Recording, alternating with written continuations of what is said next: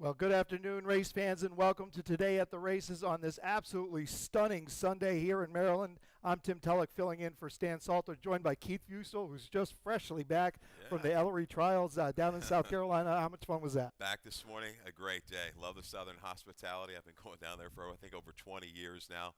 Tammy Smith's brother, Goree Smith, Franklin G. Smith's farm down there in Ellery, South Carolina, and just a great day of racing. We had 11 races, highlighted by the Ellery Cup for 3-year-olds, going a half a mile, but a lot of fun.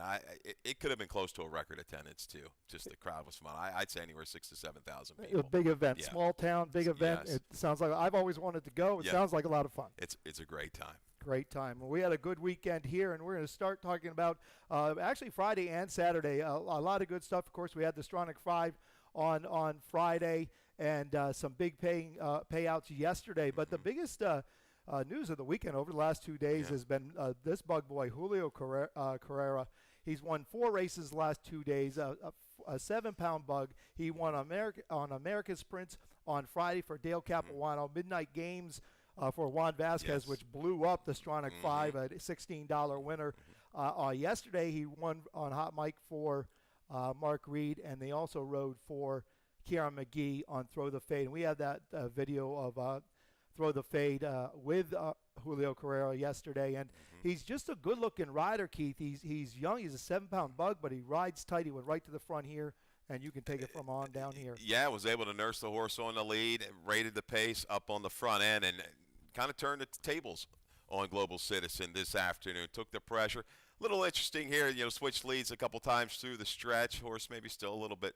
He's run a few times, right, Throw the Fade. So, you kind of wonder what's going on with that. But able to keep him pretty straight, controlled to the wire. His finish is okay. He's picking up, and we've basically just been waiting for a bug rider to emerge here. This is the spot. Maryland is we produce them. It seems like each and every year. We had Weston last year, and maybe this is the one that's going to kind of take the reins and move ahead of the pack here, Julio Correa. Certainly is, and he's riding for the right people, no question about that. And Throw the Fade, he's now won 3 of his last 4 since Kieran McGee claimed that horse. A good-looking win there. And, he went right to the front. He was probably getting a little tired there at the end, switching his leads. But kid rides tight, low, and been very impressed. He's still a 7-pound bug. So that's what's happened the last couple days. Good stuff. Today, big carryover in the Rainbow Pick 6, 32,000 and change, 32,361 to be exact, and that gets started in a race 4 here today at Laurel Park. We'll take a look outside. And Keith, what's going on outside with the weather conditions? Absolutely gorgeous. Look at that. A postcard. Picture perfect. Yeah. Chamber of Commerce Day here in Laurel. Doesn't get much better than that. Look at the course. Got a little green kind of. Yeah, a little touch of green to it right there today. Yeah, absolutely. Yeah, I love it. So, track is fast. Playing pretty fair. Maybe a little bit of an outside tinge, kind of going through the charts. I really didn't get to watch anything too closely from Fridays and Saturdays races, but, reading some of Bill's comments up there, horses being able to kind of win from anywhere over this racetrack. And it won't be long. We'll be back on the turf. The turf crew has been working on it every morning. It's looking a little bit greener as I sit out there on the pony, and it won't. We're not far away for turf. We're going to get going in race 1, and in race 1, Super High 5. Don't get left out of the Super High 5. There's a nice little carryover available here in the first race at just over $1,000 in the Super High 5, and it will be offered in the first race and every race with 7 or more entries. Also, early pick 5 gets started in the first race.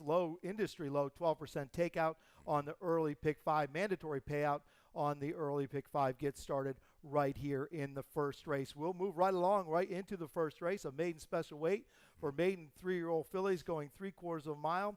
And Keith, you've got the 2. Keep Your Thoughts for Mike Trombetta and Julian Pimentel on top. By Great Notion out of the mare Keeper Kell, who was unraced, but comes in here with some good solid works. Good solid works, and it's a win early family on the bottom side from what she's produced. This one's a half to oldies but goodies, very fast, won early. And Great Notions, we know the Great Notions. They hit 19-20% first time out. And looking at this field, nobody kind of just jumps out at me. I think Ortonola is the horse to beat of the fillies that have run, but Keep Your Thoughts. Trombetta's been sneaky good of late with these firsters. He's done a great job, and steadily improving in the work pattern. I think Keep Your Thoughts catches the right kind of group.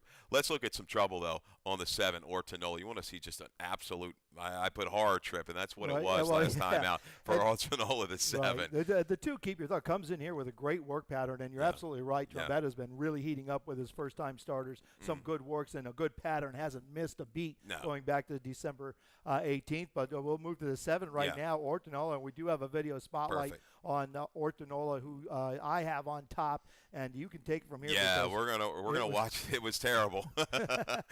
No other way to describe it. Broke a little slow. I expected her to be close this day. I really liked her debut run. She ran professional in that. But she just gets a little out of sorts. Broke a step slow, moved up on the heels of horses, and just never got comfortable. Carrasco kind of steadied along, checked along, almost all the way to the 5/8 pole, and then it continued into the far turn. But what I like about this filly is she did not give up. Coming to the stretch, we're going to pick her back up past the 3/8 pole if you can. There's a little steady again.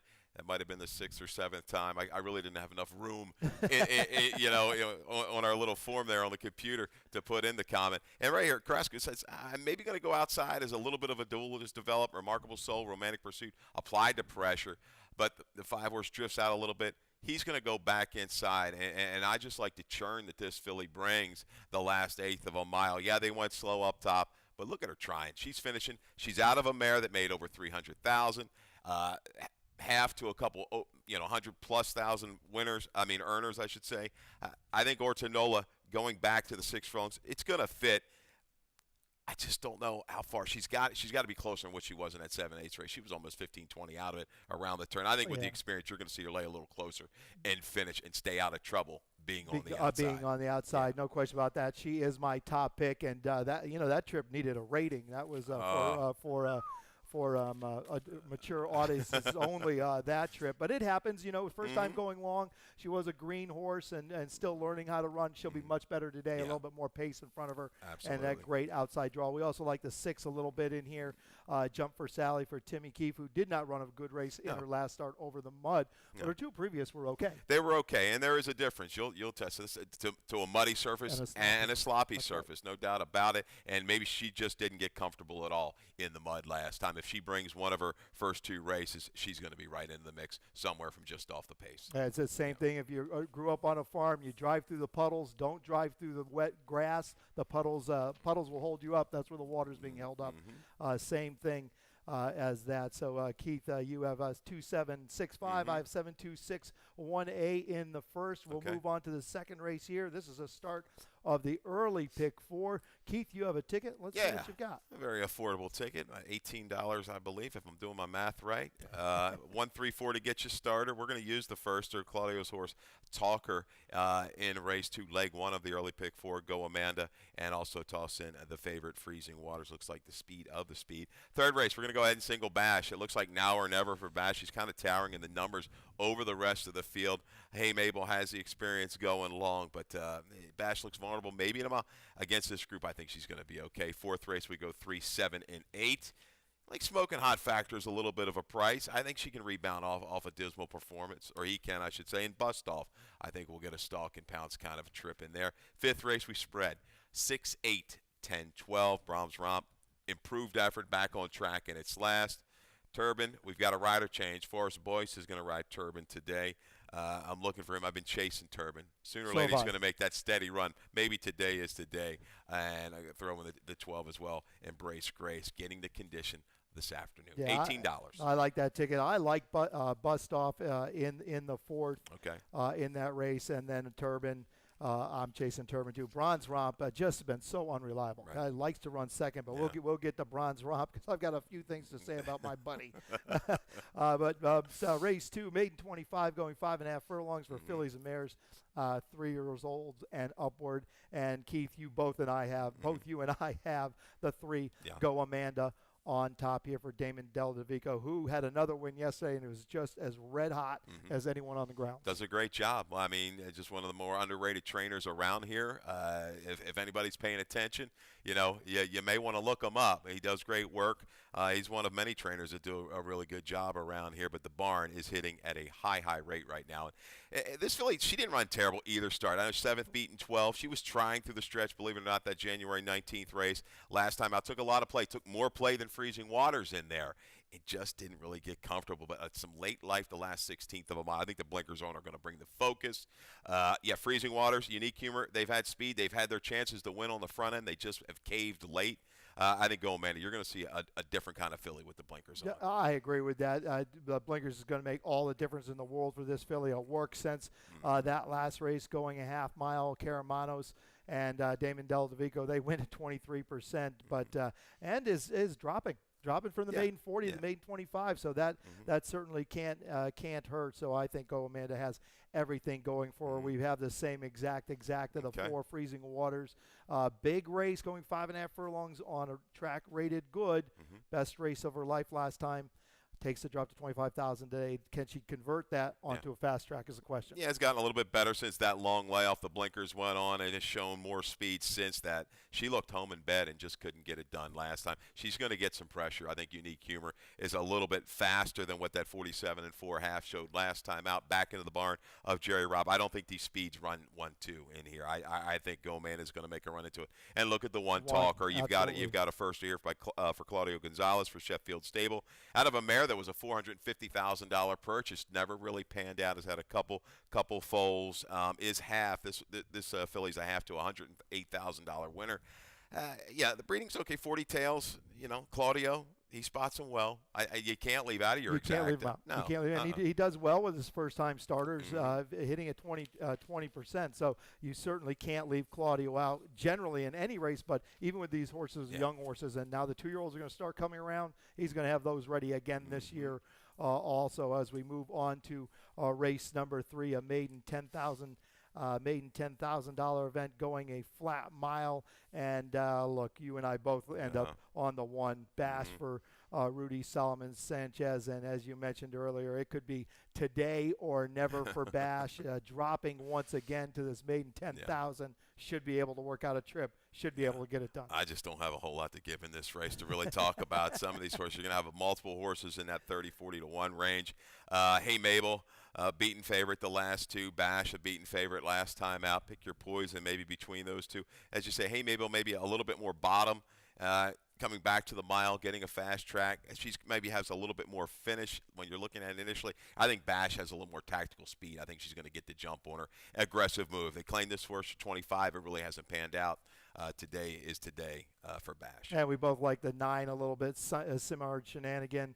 Last 2 efforts have been pretty decent efforts. Not particularly fast, but good enough, and gets the Bug Girl Ty was getting 2 to 13 pounds from the field, so that might make a difference over that right of ground. And then, of course, the 2 Hey Mabel. She just keeps hanging around. Yeah. She just keeps hanging around and running second. Don't leave her off your ticket for sure, because she will probably be right there at the end, but it probably comes down to the 1 and the 2 at the end of the day. We've got to take a little commercial break, but when we come back, it's time to dive into that Rainbow Pick 6 with that big more than $32,000 carryover. We'll be right back. We have to take care of these horses that give us so much joy. Being accredited by the TAA gives us instant credibility. People trust us even more than they have before because they know that the TAA has been to all of our locations and that our horses are well cared for. I mean, this farm wouldn't look the way it is. These horses wouldn't look the way they are if it wasn't for the generosity and the hard work of the Aftercare Alliance. They've united our whole industry in terms of the aftercare movement. We're all working together for the same purpose. Well, welcome back to Today at the Races, presented by Fidelity First. It's pick 6 time. We're moving on to race 4, over $32,000 in the carryover. Today is going to be a big day here at Laurel Park. We have this big carryover. We still have March Madness. The sports book is open today, so come on down. You can get everything you need right here at Laurel Park, including this Rainbow Pick 6 with this nice carryover. I have a ticket a nice, affordable $76.80 ticket. Spent a little more again today. More money more money to gain here today, and I had trouble finding a single, so I spread out, and I spread out pretty deep in some of these races. In race 4, I go 3 deep using the 2 Can He Shine, the 3 Barcode, and the 8 Bust Off, who I really, really like. I know you like that one too. Race 5, 2 deep, using the 6, the most unreliable Bronze Romp, but his day will come, and you don't want to be not on him when he does come. And 10 Turban, who's been showing up of late and gets 4 points today. That's a late rider change. Picks up 10 pounds now, 123. Race 6, I go 4 deep. I use the 1A, the 2, the 3, and the 5. The 5, my top pick in this heat, Sir Rockport, first time off the claim for Jamie Ness. In the 7th, 2 deep, using the 6, my best bet of the day, Total Tatario, and the 8, 3s over Deuces, who's going to get back on a fast track for Gary Capuano, always dangerous. Race 8, 4 deep. Nice A out of the end. I thought this race was pretty tough and pretty evenly matched, using the 2, Marco Island, the 5 of Frank's Guns Loaded, the 6, Pretty Good Year, and the 7, Storm in Hong Kong for Claudio. Never leave him off your ticket, Gonzalez. And 2 deep in the 8th, using the 1 Into Bluegrass, coming off a 15-month layoff for Mike Trombetta, and the 8, My Sai Princess, another one for Damon Della Davico. So $76.80 ticket. Good luck in the Rainbow Pick 6 if you play along. Yeah, it's not an easy sequence whatsoever. That's what you want. You want to be that single ticket. So you got to dive in, invest a little bit more. Hopefully we can double the pot, get this thing up 60, 70,000 when it's all said and done today. A competitive group of races. If there's a single along the way, maybe Frank's Gun is loaded in the 8th race, keying up against the right kind of horses. We'll talk about him later, but other than that, I at least 2 deep, 3 deep every race almost. I was actually singled in the last originally on the 8, but then I had a scratch earlier in the sequence, so then I added Trombetta there. I added Trombetta there to cover myself. I'm a little worried about the horse coming from New Orleans. That race before, a little slow. They didn't run that fast, but we'll get to that as we go along. Race 4, 2 lifetime claiming event for $12,000, going a flat mile. And Keith, you have the 7 Smoking Hot Factor for Dorothy Wharton picked on top. And this one comes in here. He comes in here off a pretty poor effort, getting beat 45 lengths. Very poor effort, but we've seen him bounce back off of a bad effort. You go back, 3 or 4 races back on the 24th of November, 8th beaten 30, dropped to the right kind of conditions, 16-2 in life. Good effort against the walk, into a pretty quick pace and just a little bit of a fade late. Back with Montanez, I think, is going to be the key. I think he's got positional speed against this group. Can He Shine looks like he's going to be on the engine. Kieran teaming up with Correa once again. They're going to try to take him gate the wire. He has a little bit of a speed edge, but I think Bust Off, another one, a horse that you're going to use in here, dropping in class, I think can get into action a little bit quicker. He's been out of some races with some pretty quick internal fractions. Bust Off dropping back to the right level. One of those 2 horses at a square price in race 4. I think Smoking Hot Factor is going to bounce back. And the 8 Bust Off getting back onto a fast track where some of his better races have been run. He was in the mud last time. And Carol Cedeno returns. And Lynn Ashby's just really pretty good with these types of horses. Steady, 20% with a route horses, 23% off this type of layoff. I've got Can He Shine with the bug boy Julio Correa. Correa aboard in with 119 pounds. Good in his last race. So he on the mud, but gets back to fast today. And has the speed, get a little weight. We saw Correa nurse one on the lead yesterday. Could do it again today. So we have Can He Shine. You also like the 3 a little bit, Barcode, as I do. And you've got the 6 in here, Maynuth. Now, Maynuth is one of those horses I just never trusted before he broke his maiden, and I'm not sure I'm going to trust him for a while in the non-winners of 2. It took him a while. A little bit of a steady progression last time they get up to easy. I'm going to use him up underneath. And talking about Barcode's another threat to Can He Shine early. Off of the 7 furlong race, now a muddy surface. You go back, it's paired up a couple 60s. That's a good enough number to win this race when it's all said and done. So I think Barcode is also going to keep Can He Shine honest up front. Absolutely. Those races back at Parks last year are good races with good numbers, good results, and showed a little bit of speed that day. We move on to the 5th race here today, and it is also the start of the late pick 5. No carryover in the late pick 5 today. They took it down yesterday. I forgot to look at how much they took it down for, but I think it was a couple thousand. It was a couple and thousand. the Yeah, they early spread pick it out, 5 right? was strong. Yeah. Mhm. So no carryover here today. The industry low, 12% takeout. Make sure you get involved in the late pick 5. This one has carryover potential, but get into it today. The 5th race is going a mile for beaten nickel horses who haven't run a race in 6 months or never won 4 races. And this race was a bit of a head scratcher any way you looked at it. Every time you looked at it, you ended up on the 9, which is a scratch. So you ended up on the 10. I've got the 10. We've got the same pick here with Turbin. We're both going to go back to Turbin yet again. But this horse really does know how to win. He's 9 years old. He's been showing up in his last 3 starts with the Bug Girl, Grace LaBar. Grace isn't riding today. Forest Boys picks up the mount. But Forest has ridden this horse well in the past. Yeah, fits the horse to a T, and a little edge and experience maybe from the rider's side. But Turbin, you look at the conditions, breaking as a handicapping, is not the normally kind of horse you're going to go. Eligible for what? Now has won in over a year, basically, right? He didn't win in 18. So, the 9-11, both were live horses. The horses that were scratched. I thought City Gold was going to kind of help force the issue, set things up for Turbin. That one comes out, so I guess Brahms Romp will be back up towards the front again. But I think Turbin off the sprint can kind of just steadily matriculate, get into position by the top of the stretch. Had a little trouble 2 races back.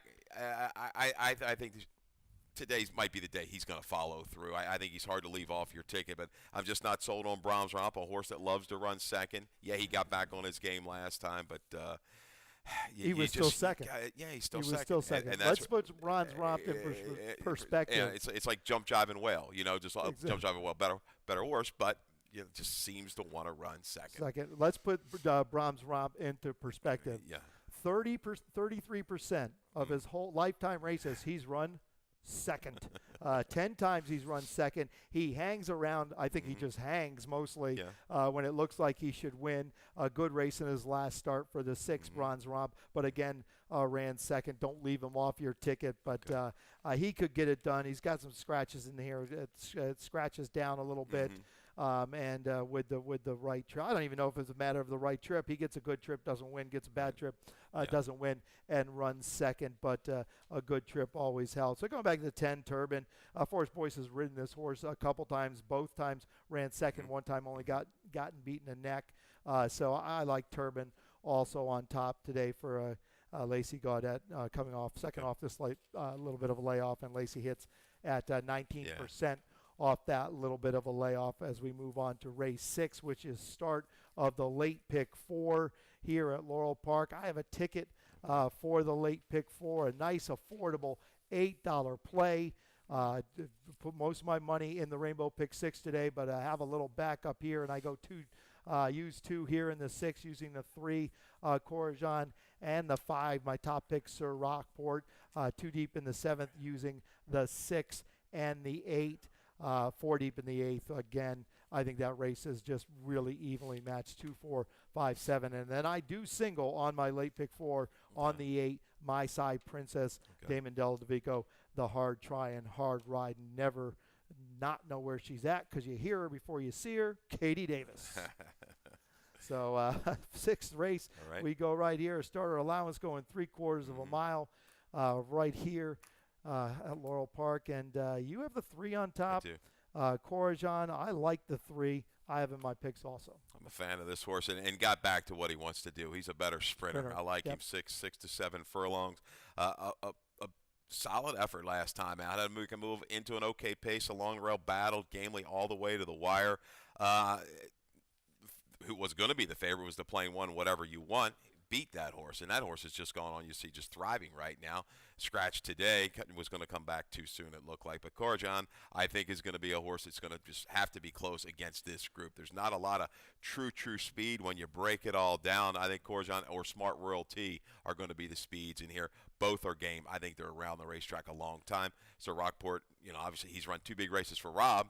Can he run those races back for Ness, back in the Ness barn? But Corajon or Smart Royalty, we have a video of the two, right, of his most recent race. This is going to be second time, Claudio. Double jumped off the claim last time from 8 to 16,000. And here's the trip. Going into the turn, got good early position, but it's going to have to steady a little bit, get shuffled back right around the far turn there. You see that leaving the half-mile marker as Kate Mayfair. He's going to go ahead and go out and get the lead. Chinichi applies pressure. Eventual winner is going to be Calvi. And Smart Royalty, he was able to make a couple moves in this race, and that's not really like look at this, waiting around the turn. He's having to sit. You're thinking, okay, is he going to be able to keep going at 6? Yeah, he's okay, 5.5 on the grass. At 6, is he going to be able to find that extra gear? And he does this day. He's going to eventually shift out to be about 4 wide, leaving the 3/16 pole, and makes a valiant effort. Calvi just a little too good that day. Had the cleaner of trips when it was all said and done. Smart Royalty, though, moving forward here. Was in good form for Damon and keeps one up the ladder. Holding form for Claudio. I think it's the 2 or 3 in race number 6. Yeah, and this was a good race because it wasn't trouble. He wasn't trouble all the way around there. Once he got out into some clean air, he kept coming and didn't get discouraged early. You always have Claudio Gonzalez is always very, very tough in these spots. Going back to the 3 Corajon, the last time Corajon ran at this level, the starter handicap or allowance, starter allowance 8,000, he won 2 in a row sprinting. He definitely wants to sprint Smart Royalty.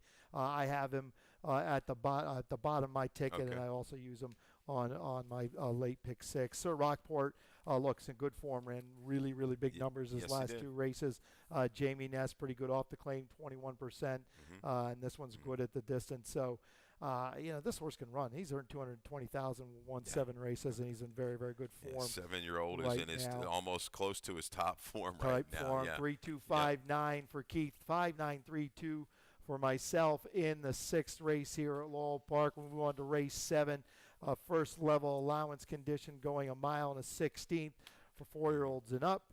And we both end up on the same horse here, and there's a shocker, Total Tatr, and we have a video spotlight of his last race right here at Laurel Park on March 3rd. Yeah, it's a little of a mucky day, it looks like. A little snow flurries and everything. We say goodbye to the snow, goodbye to all of that stuff. Let's bring spring around. And Tatr is going to make a bid inside of the eventual winner there, and he actually puts a head in front, coming past about the 16th pole. Tattoo just a little too good, battles back, and right here, Jock kind of, I don't say loses control, but drifts a little bit, gets back just a hand riding late, couldn't keep working the stick there. I thought Tatr was a winner at the 16th pole, not quite good enough that day. Stretching back out to 1 mile 16th, I think he's going to sustain it. And getting back to a fast track, I think help. And what I like Tatr before yesterday, and then yesterday, Tattooed comes back in a 2 out of the hand, first time against 2 out of the hand horses, and just gets beat. He gets beat a zop, so that made Total Tatr look even better to me here today in Laurel Park 7th. You use a 3 Jump Jive and Whale, who's another one who just hangs around, and it's been a long time since he's seen the inside of the winner's circle. Yeah, he just kind of sits back. He'll rate Conley for you early, and he'll sustain a run. He's just, he hung a little bit 2 races back. I no doubt that I thought he was going to go by and go ahead and win. He flat out hung, but he's going to pick up a piece in here. There is some flow in here. I would have liked 3's Overdeuces a little bit better, the 8 horse, if he would have drawn inside. He's going to be hung out, I think, a little bit today, and I don't know if he's going to kind of have that final punch. Deal driven, stretching out with some speed worth his salt. He was ultra game last time. I really don't know where that number came from. I think he'll regress slightly off of that tough effort. So things are going to set up okay for Jump Jive and Whale. Yeah, that's an interesting number because he never came anywhere close to that number. They ran pretty quick, 136 and change, but it was against restricted Maryland-bred A-other-thans, and sometimes it's easy to run a big number when you're running against inferior horses, and you win as easily as he pretty much did at the end of the day. Yes. You weren't beating. There wasn't a whole lot behind you. 3's Overdeuces, I think, is interesting. I don't like that outside draw, especially here at Laurel Park, going 1 mile and 16th. However, he does lay off of it a little bit. and he's getting back to a fast track, and he's got some good, strong races over a fast track. Going a route of ground, and it's Gary Capuano is 20% with his route horses, and he's just sneaky good. Gary Cap is. You always got to watch Gary. He's always shows up with a horse that Showalter. I mean, that horse wins like once every 7 months, and the day you're not on Showalter is the day he wins, and he pays $18 off the screen right off the and screen. pays a big price. Yes, exactly. 8th race here at Laurel Park. This race I think is wide open. First level allowance condition for 3-year-olds, and you're on the 5. Frank's Guns Are Loaded coming in from the fairgrounds for Jamie Ness, and Midwest Thoroughbreds, a couple local works, and at the end of the day, he is probably the horse to beat looking at his races and the numbers. I went somewhere else, but let's talk about Frank's Gun Is Loaded. Frank's Gun Is Loaded, as Rodman was saying upstairs, reunited, and it feels so good, right? Midwest and Ness, they were apart for a while, weren't they? Who was that reunited? It was like Peaches and Cream. Peaches and cream. Right. It was Peaches and Cream. Anyhow, you gotta love Dave. He's the best. But anyhow, Frank's Gun Is Loaded out of that race at Fairgrounds. Well, I had to see one thing, and Dave alerted me a little bit by my Saturday. 3rd place finisher, horse that he dusted last. I think he came back and won the Louisiana Derby yesterday. That's good enough for me. Oh, so he did, yeah, and Comedian, the 2nd place finisher out of that maiden breaking score, came back to run a big number. Came back to run when winning. Came back and improved, running a good 3rd in an allowance race down at the fairgrounds. There's some nice younger horses down at the fairgrounds. This horse is moving in the right direction. Certainly a little bit of a break. I'm not terribly concerned about the layoff. And it's proven to be able to get the distance. He did it off of 1 sprint. I like how they've given him some time to recover off of that big effort. He was lugging in a little bit, snaking through the stretch that day. Hopefully he's got that act cleaned up. He's the one to beat in racing, in my opinion. Being by Orb out of an awesome, again, mare, he should be able to handle the distance. I was a little concerned about how slow that race ran that day, 3/4 in 1:15. But you're absolutely right. The Louisiana Derby winner comes out of that race, and plus the horse that runs second comes back and wins out of that race. A couple local works here for Jamie Ness, and he wins 20% of the time with the horse's first time in his barn. I like this 6, pretty good year, 15-1 on the morning line. He's stretching out for the first time in his life by Great Notion out of a Giacomo mare. And I thought that first race he ran was pretty decent, going 7/8 a mile. Wanted no part of sprinting in his last for Kelly Rubley. So I took a shot on pretty good year in here. And the 1, Tap My Mark, Claudio Gonzalez, you've got to have that one on your. You have to use that one. Yeah, this horse finished up running fast as a 2-year-old and had some help up front in its race prior to the layoff. They were rolling up there early, and he just sustained a run and got the job done. Interesting spot, a little protect move up for a $50,000 tag. So this is a tough spot for the return, but I'm going to respect the spot, though, that he's putting this horse. This horse must be telling him that he's this good for him to go in this kind of a spot right off the layoff. I would have thought maybe out for a sprint, maybe a 6 or 7 furlong race. They go here. I'm going to use this one. Claudio's got 2 in here. I'm going to use Tap the Mark. Well, certainly, and he has every right to maybe run him in a little bit softer company off that layoff. And he's got the 2 wins for $25,000, but that was as a 2-year-old. Now he's with 3-year-olds. So been working well. Nice sharp work. March 9th, 48 flat right here at Laurel Park for Tap the Mark and Claudio Gonzalez. Keith 5-1-4-7 in the 8th. I'm 6'5", 4'2", and we'll talk about that more later. 9th race to finish it off here today. And, Keith, you have the 1 on top. We got a video spotlight coming up here in a minute or two. But into Bluegrass, coming off a 15-month layoff for Mike Trombetta, has been working well. And I look at this horse and think, virtually any one of his races on his form, if he can run back to them, good enough to win here. Well, you look at who she's faced, Anna's Bandit. Angel stakes at kind War. of horse. Angel at War, stakes kind of horse. She Rolls got really good. So, yeah, interesting move back in and for the 25. I'm just trying to read between the lines a little bit. Maybe thinking nobody's going to take this one off of this kind of layoff, and you come back in that condition, right, for the 25 optional. So I think that might be a little bit of a tricky move here, working for the starter 25 for Into Bluegrass. I think her company lines she's faced much better. My Side Princess to the outside. She's run well despite a couple tough trips her last two. A little bit of a hop at the break last time. She could be the controlling speed, and we've got a video spotlight of the 7, Snippety. Looks like the other horse in this race, the Major Danger. Late to the races, only 3 starts now, the 5-year-old, but boy, just gobbled up the duel here, leaving the 3/8 to the 5/16. Cool Alley, Starseed Child going at it. Cool Alley eventually ran off the screen when dropped to the maiden 10 for Claudio, absolutely. Yeah. But look at this easy win for Snippety. Just cruises up 3 and 4 wide. Really never kind of asked for her best through the stretch. Goes ahead and widens by 8 3/4. Just throttled down almost here. But, you've got a 5-year-old, only 3 starts, and that was off over a 9-month break. Something's going on there. But he does protect today. Does the trainer, does Eddie Merriman, not in for the exit? Comes in for the starter allowance 25. And off that win, why not? Ran a good solid number for that particular group in 52. I was just a little worried about the horses he beat. Albastia hasn't come back and run yet. Right. Cool Alley dropped to the 10, won in that same fashion by 14. So, I'm just a little concerned about what ran behind Snippety, but certainly on a good foot, couple works since that last race. Here at Laurel Park, the 1 Into Bluegrass we talked about. The 2, Trimmed in Gray. Now, Trimmed in Gray, we have to talk about Trimmed in Gray because if Stan Salters is home watching, this is Stan Salters' favorite horse, Trimmed in Gray. Trimmed in Gray pulled herself up 2 starts in a row and then blew up Stan's pick 6 ticket when she won at 22 to 1 that particular day, and he has not gotten over it ever since. But she did go up to New York and run a pretty decent race and ran a lifetime best race while running 3rd for the Open 25 3-year-olds up there. So I don't think he can throw her out.